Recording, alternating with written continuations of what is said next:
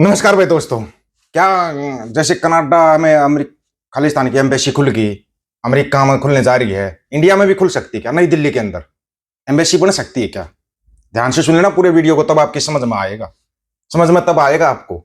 ऐसे पता नहीं लगता आपने थोड़ा सा सुना भाई ये तो ये कर रहे हैं वो कर रहे हैं, आप देख सकते हो ना, तो जियो पॉलिटिकल आपकी समझ में आ जाएगी। अच्छा, जगमीत सिंह को जानते हो जो कनाडा के अंदर है? सिर्फ इतना जानते हो कनाडा में उसकी पार्टी है, वो नेता बनता है, कनाडा का नेता है। जगमीत सिंह ने जो बोला वो सुना था आप लोगों ने? वो सुन लेते ना तो आपको बहुत कुछ समझ में आ जाता। एक एक बात का प्रूफ दे दिया उसने, एक एक बात का प्रूफ दिया है जगमीत सिंह ने। आपको एक बार है ना जगमीत सिंह का ही सुनवाते हैं पहले तो, और उसके बाद बताते हैं कि ये शब्द क्यों लगाया भाई खालिस्तान की एम्बेसी का नई दिल्ली के अंदर, वो आपको बताएंगे प्रूफों के साथ। पहले एक बार जगमीत सिंह को सुनो। During the first week of November, Sikhs remember the 1984 Sikh genocide. While many independent organizations have looked at the evidence and investigated the violence perpetrated against Sikhs in the first week of November 1984, I think one of the most compelling reports comes from the Indian government itself. The Indian government launched a commission known as the Nanavati Commission after Supreme Court Justice Nanavati, who was the head of this commission. And this commission outlines in great detail that what happened to the Nanavati commission तो याद होगा ना, या भूल गए? उसकी report सुन लेना क्या थी। Sikhs, the violence perpetrated against Sikhs was not random, spontaneous, or mob violence, but instead planned and organized. I want to give you some highlights from the commission's report. Again, this is a 185-page report. These are just some highlights. One highlight on page 181 is the following. All this could not have happened if it was merely a spontaneous reaction of the angry public. The systematic manner in which the Sikhs were thus killed indicate that the attacks on them were organized.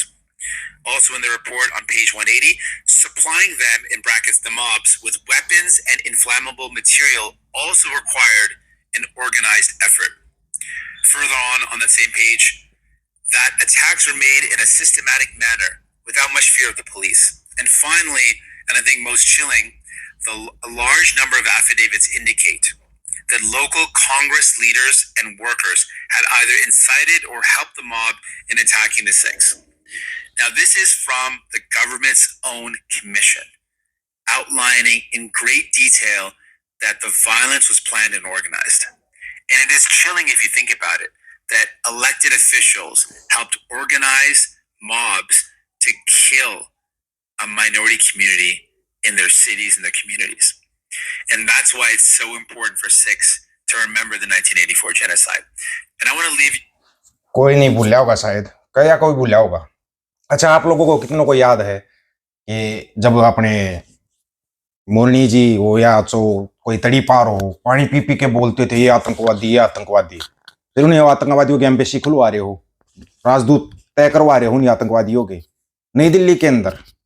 अब नवंबर 1 नवंबर में आ रहा है, 2 दिसंबर में आ जाएगा।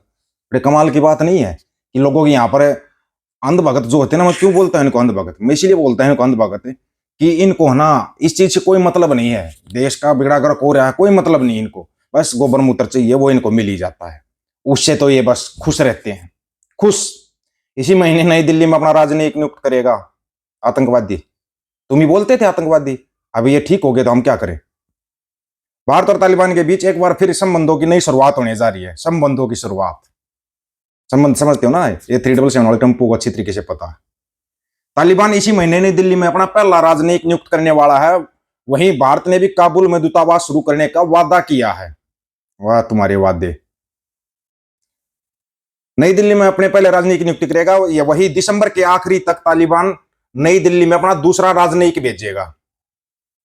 बता दे 2021 में तालिबान कब्जे के बाद भारत ने अन्य देशों की तरह अपना दूतावास बंद कर दिया था। हालांकि बाद में अफगानिस्तान के लोगों की मदद करनी नहीं छोड़ी थी।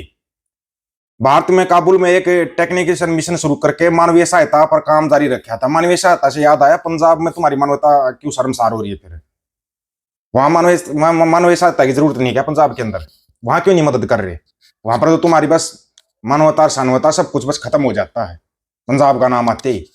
यही तालिबान था जिनका तालिबान को आतंकवादी आतंकवादी बोल बोल के मोरनी कुर्सी पर बैठा हुआ है, कुर्सी पर बैठा हुआ है इन्हीं को आतंकवादी आतंकवादी। अब उनको अब गार्ड ऑफ ऑनर दिया जा रहा है उन्हीं आतंकवादियों को। ये फर्क होता पावर का। जिस दिन अपना खुद का राज भाग हो जाता ना, तब यही फर्क होता है। ठीक है, नहीं तो ना फिर लगे रहो भाई। जब तक अपना राज नहीं है तब तक तो भाई ऐसे लगा रहना पड़ेगा। जो ये बोलेंगे वो मानना पड़ेगा, जो ये दिखाएंगे वो देखना पड़ेगा। तुम्हारे को पता है ट्रंप की पावर क्या है? ट्रंप की पावर का पता तो होगा ना। मार्क कार्नी ने माफी मांग ली ट्रंप से। कनाडा के पीएम ने कहा हमने एंटी टैरिफ विज्ञापन पर ट्रंप साहब से माफी मांग ली। ये है वो, जिस दिन एक दिन 10 सेकंड लगेंगे उसकी, भाई ठीक है भाई खालिस्तान को मान्यता दे दी, फिर क्या करोगे? कहां जाओगे तुम जैसे अब तालिबान का स्वागत कर रहे हो वैसे तुम इनका करोगे। रेड कारपेट बिछा कर तुम पूरा इसके आओ भगत में लगे हुए हो, तुम्हारी कोई कमी नहीं छोड़ रखी तुमने। अब ये दूतावास खोल रहा है और तुम भाग कर दूतावास खुलवा रहे हो। गजनी का बाजार याद है या भूल के, जहां पर टके टके में बिकते थे, टके टके में, वही टका टके वालों से अब तुम व्यापार कर रहे हो। शर्म तो आती नहीं होगी थोड़ी बहुत भी? जिन सिखों के तुम 12 बजे के चुटकुले बना रहे थे ना, वो सीखना होते ना, तुम आज गजनी के बाजार में गुलामी कर रहे होते अगर उन सिखों के 12 नहीं बजते तो। लेकिन बड़ी जल्दी भूल जाते हैं। एहसान फरामोश दुनिया है ये, और इनसे बड़ा एहसान फरामोश कोई नहीं। 100 करोड़ लींडू पिंडू दो, ये गोबर खाकर भूल जाते हैं कि तुमने क्या, तुम्हारे ऊपर एहसान किस किस के हैं। फिर दिल्ली दिल्ली दिल्ली करने लगे। दिल्ली को कितने बार जीत कर छोड़ रखा है ये पता है क्या? ताजा उदाहरण तो अभी किसान आंदोलन में ही दिखा दिया था ना। तुम्हारे प्याऊ प्याऊ ने माफी मांग ली थी। वही दर्द है उसको पंजाब के नाम का। पंजाब और हरियाणा का वही तो दर्द है, इसलिए तो बर्बाद कर रहे हैं पंजाब और हरियाणा को। हरियाणा वालों की तो बेचारों की आंखें नहीं खुल रही है। खुलेंगी तब जब सब कुछ लुटपट लेगा ना, तब खुलेंगी। तुम्हारी जमीनों पर सब कब्जा करके बैठ जाएंगे ना क्रिमिनल माइंडेड भैया भी आ रही, तब तुम्हारी समझ में आएगा। उससे पहले तुम्हारी समझ में नहीं आएगा कुछ भी। अभी तो चल रहा है। हाँ, हरियाणा की 4 डिस्ट्रिक्टों पर तक मोटा मोटा कब्जा हो चुका है इनका। 4 डिस्ट्रिक्ट हरियाणा की। धीरे धीरे ऐसे ही रहा तो पूरे हरियाणा पर कर लेंगे कब्जा। लेकिन तुम्हारे को क्या है, तुम यहाँ आतंकवादियों के दूतावास खुलवाओ, वहां पे जाके अपने दूतावास खोल लो। बड़े कमाल की बात है भाई। कल तक तो ऐसे थे, फिर ऐसे ही हो जाओगे। और बिल्कुल सही बोल रहे हो जगमीत सिंह ने जो बोला ना, कि नहीं भूल सकते भाई, रहती दुनिया तक नहीं भूल सकते। 5 ककारों का जो अपमान किया, सोच रहे भूल जाओगे? 100 सालों तक भी नहीं भूलते ये सिख हैं। 100 सालों तक भी याद रखते हैं। इतना याद रख लेना बस। अगर तुम्हारे इतने से ही समझ में आ जाए तो ठीक है, नहीं तो फिर तुम्हारे को ना दूसरा तरीका तो तुम्हारे को पता ही है फिर सिखों का। फिर ये मत कहना कि भाई ये कैसे हो गया, ठीक है ना? ये तुम कहीं बाद में बोलो कि ये कैसे हो गया। बोलते ना विनाश काले विपरीत बुद्धि। भारत का सबसे संवेदनशील राज्य है तो वो पंजाब, और पंजाब बसता गुरु दे नादे, पंजाब गुरा दे नादे बसता है। कोई नस्लवादी बात तो नहीं, लेकिन हकीकत यह है कि देश की सुरक्षा और अखंडता की रीढ़ सिख समुदाय है, जो दुनिया भर में अपनी अधिक सामाजिक और बहादुरी के लिए जाने जाते हैं। सिख धर्म में 5 ककारों का बहुत महत्व है, और 5 ककारों पर सिखों की आस्था का प्रतीक है। उसी के ऊपर जो मोनी साहब ने बोला है, क्या 5 के ऊपर क्या बोल रहा है, मतलब कि ऐसे ऐसे शब्द इस्तेमाल किए हैं कि तुम सुन भी नहीं सकते, ना समझ सकते। जैसे तुम ना वो कर रहे थे ना, तकलीफ हो रही तुम्हारे को।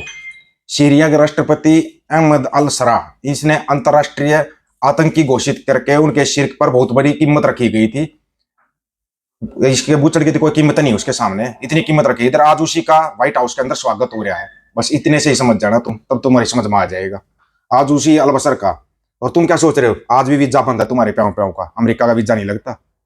आप लोगों की क्या राय है? अपनी राय रखना, आपकी राय का इंतजार रहेगा। सभी साथियों को राम राम, नमस्कार, आदाब, सत श्री अकाल। वीडियो को ज्यादा से ज्यादा शेयर, चैनल को सब्सक्राइब, बेल आइकन को जरूर दबाना दोस्तों। ऑफिशियल दीपक को यूट्यूब चैनल पर बात और सच की करेंगे।